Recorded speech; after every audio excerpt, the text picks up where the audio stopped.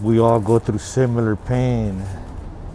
Might be different situations, similar situations, but the pain is the same. How we deal with that pain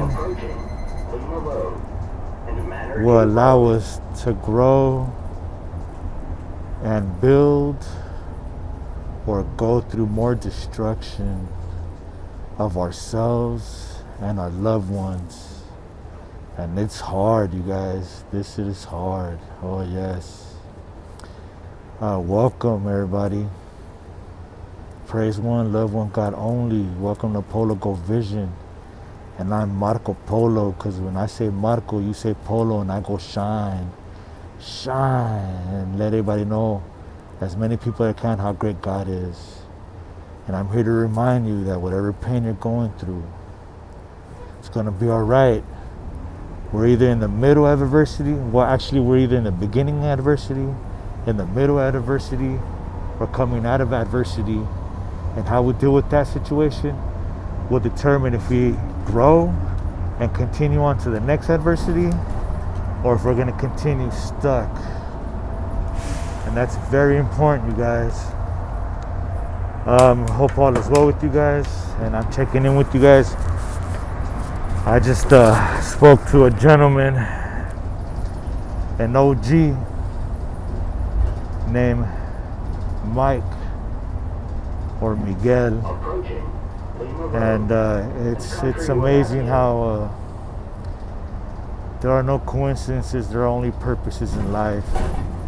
And I left the house and I'm going out and about, and I got to my first bus stop, and I'm listening to this book because I'm studying for my Series 6 exam so I can help people with their investments. And I'm messing with my phone, and I never seen this gentleman at all. And he's like, oh, so you're still trying to understand your phone, you're still trying to get it? And I said, nah bro. And then I stopped messing with my phone, and I said, you know what, I'm gonna be real honest with you then. And we started talking, and I told him how I'm legally blind and that I can't see the phone. And he's like, oh man. And then I said, you know what, with all due respect, I'm gonna bring it and I'm gonna share with you. And that little encounter allowed us to share as two OGs, as two men that have suffered similar pains, but now we're able to share with one another and reminding one another that we're not perfect, and we still cuss, we still have a bad temper sometimes, but we're trying, and we're doing it on a daily basis. Through conversation, he told me that he just had a stroke and that he's disabled. Through conversation, I was able to tell him that we're all disabled, except I could see his and he could see mine. But everybody in this world is disabled. We're all going through stuff. We're all going through pain. Sometimes the same, sometimes different, but it's still pain. And we were talking, and I was able to tell him about God and how I was running amok and I steered away from God. And then one day I finally fell on my knees and I surrendered, and I told God, I'm sorry, I'm done. And he's like, I do that too now, man. I do that too. Then through conversations, he had a similar story about his marriage. I had the similar story about my marriage. And then he dropped it and he said, you know what, I just found out that my nephew was murdered and was hung to death. And I want to take revenge and hurt people, but I can't because now I'm disabled. And I said, you know what? The best revenge is success. And just, let it go, because you're going to hurt yourself. And he was like, man, thank you for sharing with me. I said, thank you for sharing with me. And we were talking, man, eye to eye, mano to mano. And we're talking like real men about changing our lives. And I was able to explain to him how we get 2 lives in one lifetime. And when we realize that we're not living our first life to the fullest, that's when we start living our second life and changing our lives. And it's hard. And it's how we react and how we talk and how we are and how we treat each other. And then he told me, yep, it's all about our decisions. And we agreed how our decisions is either consequences or rewards. And up to now, everything that he's done and what I did, it brought us to where we're at. And he thanked me and I thanked him.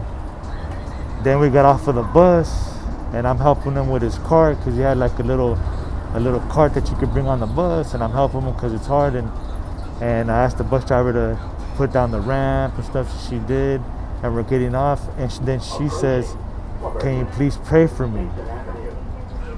And I said, "Wow." I said, "We always have been, and we always will be. We'll continue to have you in our prayers, and everything's gonna be all right.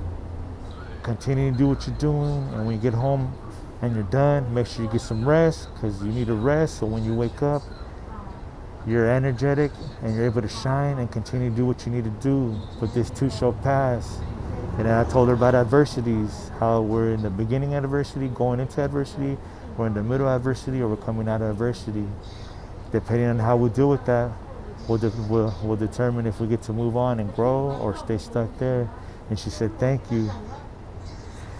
Then I caught up to Mike because he took off, and we waited on the other side of the bus stop because I wanted to make sure he was all right, and we're talking.